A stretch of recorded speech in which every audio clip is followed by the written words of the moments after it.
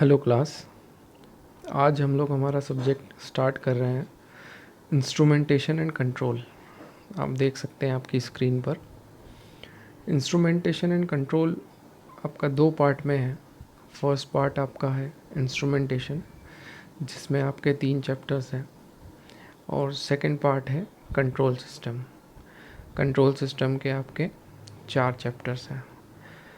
तो हमारे इस सब्जेक्ट में पहले हम कवर करेंगे हमारे कंट्रोल सिस्टम को, और आज हम स्टार्ट करेंगे कंट्रोल सिस्टम के साथ। तो स्टार्ट करते हैं कंट्रोल सिस्टम से। सबसे पहले हम ये देखते हैं कि सिस्टम क्या होता है। कोई भी एक सिस्टम है, उसमें आपके पास इनपुट रहेगा, आउटपुट रहेगा, और इनपुट को प्रोसेस करने के लिए आपके पास एक सिस्टम रहेगा। वो सिस्टम आपके इनपुट को प्रोसेस करेगा और आपके लिए आपका डिज़ायर्ड आउटपुट देगा। अब यदि हमारा ये सिस्टम कंट्रोल्ड है, जिसे हम कंट्रोल कर पा रहे हैं उसके कुछ पैरामीटर्स के थ्रू, तो उसको हम बोलेंगे कंट्रोल सिस्टम। जैसे आप देख रहे हैं, a control system is a system by which a quantity of interest is maintained. मतलब क्वांटिटी ऑफ इंटरेस्ट मतलब आपका इनपुट इज़ मेंटेन्ड और altered according to the desired manner. या तो उसे हम मेंटेन करें या फिर उसे हम बदल दें। अल्टर्ड मतलब बदल दें in a desired according to our desired manner, जिस तरह से हम उसको मॉडिफाई करना चाहते हैं। Okay, for example driving system of an automobile. मतलब जैसे आप एक कार चला रहे हैं, ठीक है, तो इट इज़ अ सिस्टम और आप उसमें इनपुट दे रहे हैं। आप उसमें इनपुट देते हैं। आप अगर स्पीड एक्सीलरेटर पे पैर रखेंगे तो स्पीड बढ़ेगी, मतलब उसको आप मेंटेन कर रहे हैं, मैनेज कर रहे हैं। अगर आप ब्रेक पे पैर रखते हैं तो ब्रेक दबाएं, गाड़ी रुक जाएगी। यदि आप क्लच दबा रहे हैं तो क्लच का काम करेगा। मतलब एक सिस्टम है, उसको आप कंट्रोल कर रहे हैं, आपकी तरह से इनपुट दे रहे हैं और डिज़ायर्ड आउटपुट आपको मिल रहा है। डिज़ायर्ड आउटपुट मतलब आप आपकी स्पीड मैनेज कर रहे हैं, स्टीयरिंग के थ्रू मूव कर रहे हैं, तो it will be a controlled system. तो इस तरह से कोई भी सिस्टम को हम कंट्रोल कर सकते हैं और उसको हम बोलते हैं कंट्रोल सिस्टम। अब कंट्रोल सिस्टम का अगर हम block diagram, general flow diagram, उससे पहले हम देखते हैं ड्राइविंग ऑटोमोबाइल सिस्टम का ब्लॉक डायग्राम। जैसे यहाँ पे हमें क्या दिख रहा है कि एक इनपुट है, दैट इज़ कमांड सिग्नल। मतलब अगर accelerator, pedal, linkage and carburettor, जब हम कार को कंट्रोल कैसे करते हैं, एक्सेलरेटर पैडल से, which is linked to its carburettor. जैसे ही हम एक्सेलरेटर पे पैर रखते हैं, वैसे ही क्या होता है, रेट ऑफ फ्यूल फ्लो क्या होता है, बढ़ जाता है। और वो किसके पास जाता है, इंजन के पास, इंजन ऑफ द व्हीकल। और आउटपुट पे हमें क्या मिलती है, कंट्रोल्ड स्पीड। तो ये हमारा एक कंट्रोल सिस्टम हो गया। The objective of any control system is to ensure that controlled output is same as reference input। मतलब जो हमने हमारा कोई भी एक सिस्टम है, हम क्या चाहेंगे कि हमारा जो डिज़ायर्ड आउटपुट है वो मेंटेन रहे। और इन अदर वर्ड्स हम ये भी कह सकते हैं कि अगर हमें एक फिक्स्ड जो रेफरेंस इनपुट है वही का वही अगर हमें आउटपुट पे चाहिए, मतलब कोई भी उस इनपुट को डिस्टर्ब नहीं कर पाए, उस सेम इनपुट को हम मेंटेन कर पाए, तो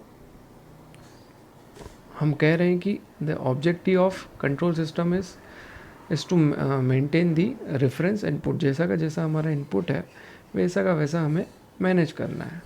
and this state of the system is called as steady state. और इस स्टेट को हम, सिस्टम की इस स्टेट को क्या बोलेंगे, स्टडी स्टेट। मतलब हमने एक इनपुट दिया, ठीक है, जैसे हम कार की बात करें, कार में हमने एक्सेलरेटर पे पैर रख दिया। अब कार पे हमने एक्सेलरेटर पे पैर रखा है, मतलब हम चाहते हैं, हमने ऐसी पोजीशन में उसको सेट किया है कि कार की स्पीड 80 हो जाए।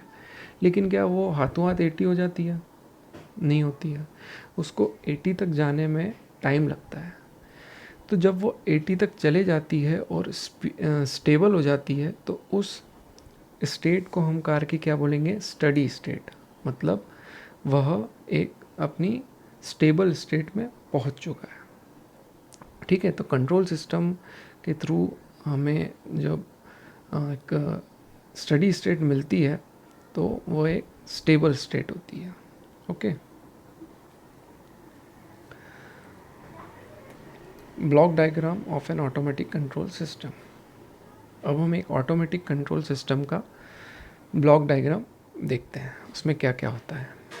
उसमें सबसे पहले होता है आपका रेफरेंस इनपुट, ठीक है, और सिस्टम प्रोसेस करने के बाद आपको देगा एक कंट्रोल्ड आउटपुट।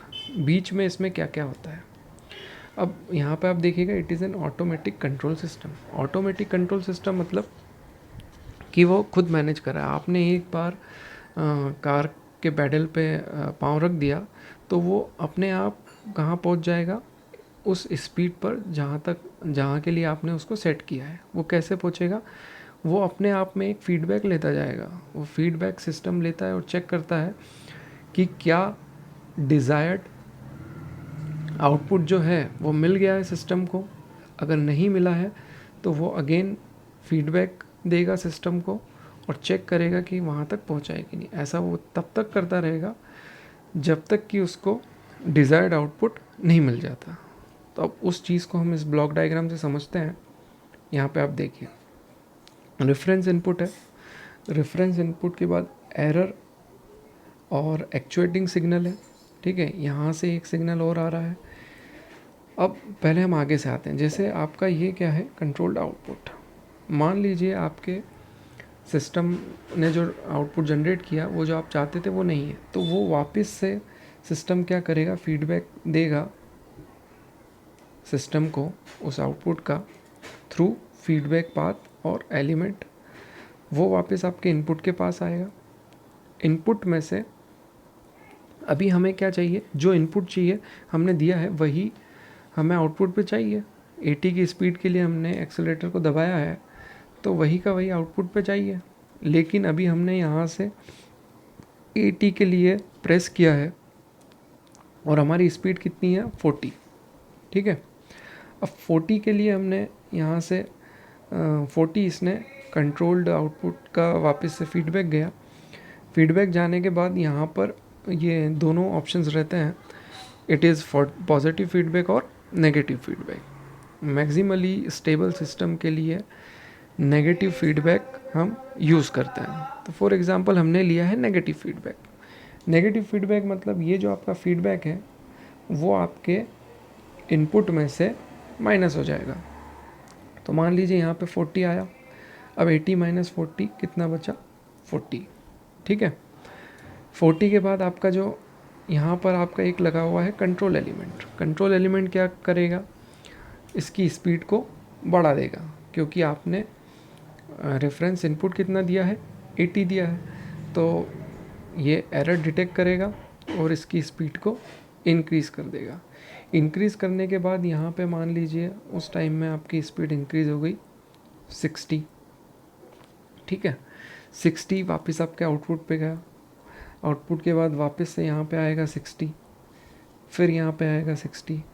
अभी भी देखिए 80 और 60 मैच नहीं है, तो यहाँ पे अगेन एक एरर जनरेट होगी 20 की। 20 वापस प्रोसेस होगा, ठीक है, ये एरर वापस प्रोसेस होगी और प्रोसेस होने के बाद ये स्पीड इंक्रीज़ करेगा और स्पीड इंक्रीज़ करने के बाद इस टाइम मान लीजिए स्पीड हो गई 80। तो 80 आपका आउटपुट आ गया। अब ये फीडबैक वापस यहाँ जाएगा, जाने के बाद यहाँ पर 80 इनपुट पे जाएगा। इनपुट पे जाने के बाद 80 माइनस 80 ज़ीरो।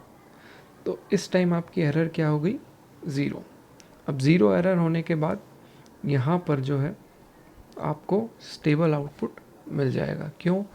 क्योंकि ये अगेन फीडबैक जाता ही रहेगा, फीडबैक जाता रहेगा, और जब तक आपकी एरर ज़ीरो रहेगी तब तक आपका सिस्टम उसी स्टेट में मेंटेन रहेगा। और इस तरीके से हमने क्या किया कि हमारी जो स्पीड हमने रेफरेंस इनपुट दिया था वही मेंटेन कर ली और एक कंट्रोल सिस्टम डेवलप कर लिया।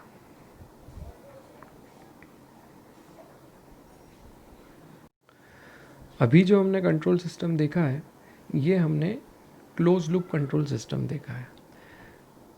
बेसिकली कंट्रोल सिस्टम दो टाइप के होते हैं, एक ओपन लूप कंट्रोल सिस्टम और एक क्लोज लूप कंट्रोल सिस्टम। इसको हमने क्लोज लूप क्यों बोला है, क्योंकि यहाँ से आउटपुट से एक फीडबैक गया है इनपुट पे जो कि इस लूप को कंप्लीट कर रहा है, तो इसलिए हम इसको क्या बोल रहे हैं, क्लोज लूप कंट्रोल सिस्टम। और सेकंड होता है हमारा open loop control system. Open loop control system और क्लोज लूप में यह डिफरेंस, मेन डिफरेंस ये होता है कि ओपन लूप कंट्रोल सिस्टम में आपका फीडबैक पाथ नहीं होता है। देखिए आप general open loop control system, simply आपका इनपुट है, ठीक है, सिस्टम है और आउटपुट है, आपका कोई फीडबैक पाथ यहाँ से वापस नहीं गया हुआ है, तो इसको हम बोलते हैं ओपन लूप कंट्रोल सिस्टम। यहाँ पे हमने इनपुट को xt से डिनोट किया है, आउटपुट को yt से डिनोट किया है। अब इनपुट के अलग अलग नाम हैं, जैसे इनपुट को हम एक्साइटेशन भी बोलते हैं क्योंकि ये सिस्टम को एक्साइट करता है, इसको हम थ्रू वेरिएबल भी बोलते हैं और कॉज भी बोलते हैं क्योंकि it is a cause to excite the system. Output system को हम रिस्पॉन्स भी बोलते हैं because it is a response of the system. इसको हम अक्रॉस वेरिएबल भी बोलते हैं और इसको हम इफ़ेक्ट भी बोलते हैं because it is the effect of the system. तो it is a general block diagram of open loop control system. इसके बाद हम देखते हैं कंट्रोल सिस्टम का क्लासिफिकेशन।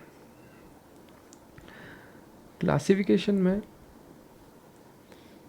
जैसे कि मैंने बताया दो टाइप के मेनली कंट्रोल सिस्टम होते हैं, एक होता है आपका ओपन लूप और एक होता है close loop. Open loop control system को हम नॉन फीडबैक कंट्रोल सिस्टम भी बोलते हैं क्योंकि इसमें फीडबैक नहीं होता। क्लोज लूप कंट्रोल सिस्टम को हम फीडबैक कंट्रोल सिस्टम बोलते हैं क्योंकि हमने अभी देखा कि उसमें एक फीडबैक पाथ होता है। अब क्लोज लूप कंट्रोल सिस्टम भी दो टाइप के होते हैं, पॉजिटिव फीडबैक और नेगेटिव फीडबैक। हमने यहाँ पे देखा था कि यहाँ पे जो ये फीडबैक जा रहा है इसको हम प्लस भी कर सकते हैं और माइनस भी कर सकते हैं। तो अगर हम इसको फीडबैक को ऐड करते हैं रेफरेंस इनपुट में तो उसे हम बोलेंगे पॉजिटिव फीडबैक कंट्रोल सिस्टम, और यदि उसको हम सब्सट्रैक्ट करते हैं तो उसे हम बोलेंगे नेगेटिव फीडबैक कंट्रोल सिस्टम। अब पॉजिटिव फीडबैक और नेगेटिव फीडबैक कंट्रोल सिस्टम भी दोनों ही दो टाइप के होते हैं, एक होता है मैन मेड और मशीन कंट्रोल सिस्टम और दूसरा होता है आपका ऑटोमेटिक और natural control system. Man made और मशीन कंट्रोल सिस्टम का अगर हम एग्जांपल देख रहे हैं तो वो होगा एक traffic light. Traffic light signal कैसे, ट्रैफिक लाइट सिग्नल खुद को पता है कि उसको कुछ सेकंड बाद लाइट को ग्रीन करना है, कुछ सेकंड बाद उसको लाइट को येलो करना है, ऑरेंज करना है या फिर रेड करना है। तो वो कुछ सेकंड बाद कंट्रोलर, उसके अंदर एक माइक्रो कंट्रोलर होता है जो कि डिस्प्ले को खुद कंट्रोल करता है और कुछ कुछ इंटरवल्स पे उसकी लाइट चेंज करता है। तो इसलिए traffic light signal is a controlled system. And second one is the automatic और नेचुरल कंट्रोल सिस्टम। ये कैसा होता है, एग्जांपल इन्वायरमेंटल कंडीशंस, जैसे इन्वायरमेंट खुद को कंट्रोल करता है, सेल्फ कंट्रोल करता है। यदि बारिश के मौसम में बारिश होती है, ठंड के मौसम में ठंड गिरती है, गर्मी में गर्मी गिरती है, ठीक है, हम देखते हैं कि बारिश होने से पहले इन्वामेंटल कंडीशंस आपने पढ़ी होगी कि एक अगर ह्यूमिडिटी बढ़ जाती है, इंक्रीज़ हो जाती है, गर्मी बढ़ती है, तो उसके बाद बारिश होती है। तो it is a natural control system. अब बेसिकली हमें देखना है कि इन दोनों में डिफरेंस क्या होता है, किन दोनों में, ओपन लूप कंट्रोल सिस्टम और क्लोज लूप कंट्रोल सिस्टम में। यहाँ पे ओपन लूप कंट्रोल सिस्टम को OLCS से बताया है मैंने और क्लोज लूप को CLCS से। तो इन दोनों के बीच का फर्स्ट डिफरेंस जो है वो हम देखते हैं। Open loop control systems are not accurate.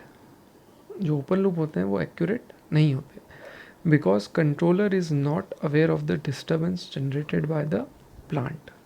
अब जब प्रोसेस होता है हमारा सिग्नल, तो प्लांट में क्या होता है, खुद प्लांट डिस्टर्बेंस क्रिएट करता है, और अगर प्लांट डिस्टर्बेंस क्रिएट कर रहा है तो उसको हमें रेक्टिफाई भी करना पड़ेगा। पर ओपन लूप कंट्रोल सिस्टम में क्या होता है, रेक्टिफिकेशन के लिए फीडबैक पाथ नहीं होता, और फीडबैक पाथ नहीं होने से सिस्टम को पता नहीं चलता कि उसका जो आउटपुट है वो कंट्रोल्ड है या नहीं है। तो इस कारण से open loop control system accurate कम होते हैं, but close loop control systems are accurate. क्यों? क्योंकि हमने देखा है इनमें फीडबैक पाथ होता है, अगर कोई डिस्टर्बेंस है तो वो आपका इनपुट में से माइनस होके नेगेटिव फीडबैक में वापस सिस्टम को बता देगा कि कितनी एरर आउटपुट में आ रही है। तो ऐसे देखें तो close loop control systems are accurate. Second difference, in open loop control system feedback is not employed between controller and output। ये तो हमने देखा ही है कि इसमें फीडबैक पाथ नहीं रहता ओपन लूप कंट्रोल सिस्टम में, but in close loop control system feedback is employed between controller and output. एक फीडबैक एलिमेंट रहता है कंट्रोलर और आउटपुट के बीच में, हमने देखा। Next, the time constant of open loop control system is larger, due to which open loop control system are slower। System का, हर system का एक टाइम कांस्टेंट रहता है, वो क्या रहता है हम बाद में देखेंगे, बट जनरली आप टाइम कांस्टेंट से ये समझ सकते हैं कि it is proportional to system response. मतलब जितना ज़्यादा टाइम कांस्टेंट होगा उतना ही ज़्यादा टाइम लगेगा सिस्टम को आउटपुट देने में। तो ओपन लूप कंट्रोल सिस्टम के केस में टाइम कांस्टेंट ज़्यादा होता है, इसलिए ओपन लूप कंट्रोल सिस्टम जो है स्लो होता है, but time constant of close loop control system is small with negative feedback and larger with positive feedback. ठीक है, जो टाइम कांस्टेंट रहता है CLCS में नेगेटिव फीडबैक के साथ छोटा और पॉजिटिव फीडबैक के साथ बड़ा होता है। तो इसलिए नेगेटिव फीडबैक कंट्रोल सिस्टम जो है वो फास्ट होते हैं और पॉजिटिव फीडबैक कंट्रोल सिस्टम जो है वो स्लो होते हैं। Now fourth point is OLCS are more sensitive to external disturbance. ये भी जब हम डिटेल्ड में ओपन लूप और क्लोज लूप कंट्रोल सिस्टम पढ़ते हैं तब हमें समझ में आता है कि ओपन लूप कंट्रोल सिस्टम में फीडबैक नहीं होने के कारण ये जो है एक्सटर्नल डिस्टर्बेंस को के लिए ज़्यादा सेंसिटिव होता है। ये तो अभी हमने देखा भी है कि एक फीडबैक नहीं होगा तो सिस्टम को पता नहीं चलेगा कि कितना डिस्टर्बेंस हो रहा है। बट वहीं अगर क्लोज लूप सिस्टम की बात करें तो इनमें अगर नेगेटिव फीडबैक है तो negative feedback control systems are less sensitive towards external disturbance, क्योंकि वह क्या करता है कि सिस्टम को बताता है कि अभी आउटपुट जो है उसमें कितना डिस्टर्बेंस आ रहा है, और एक एरर क्रिएट करके सिस्टम को वापस से स्टेबल स्टेट में पहुंचा देता है।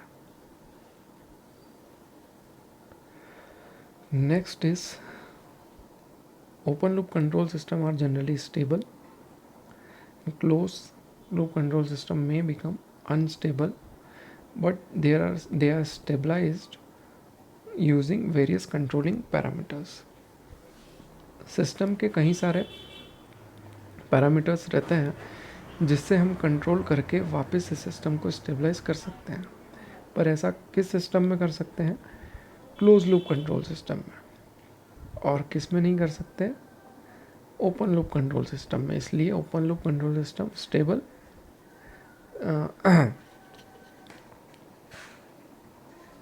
One second.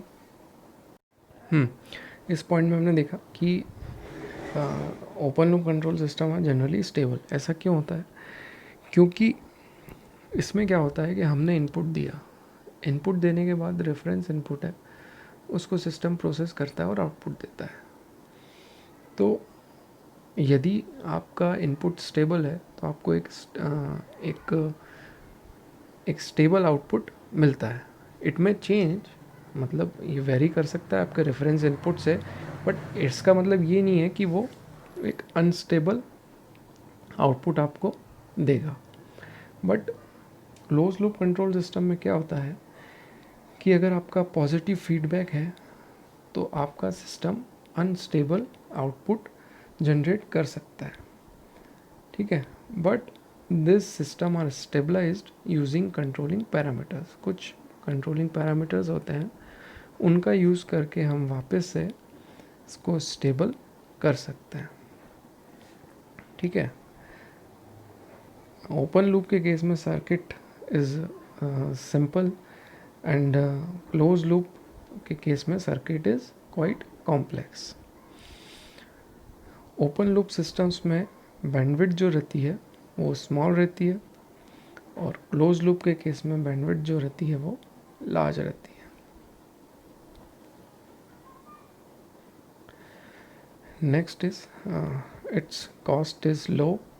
It's generally its cost is higher than open loop control system, ठीक है। अगर एग्जांपल देखें ओपन लूप सिस्टम का, तो हम देख सकते हैं कि रूम हीटर, जैसे हमने देखा होगा कि हमारे यहाँ रूम हीटर है या फिर इलेक्ट्रिक रॉड है, तो हम उसको लगा के ऑन कर देते हैं।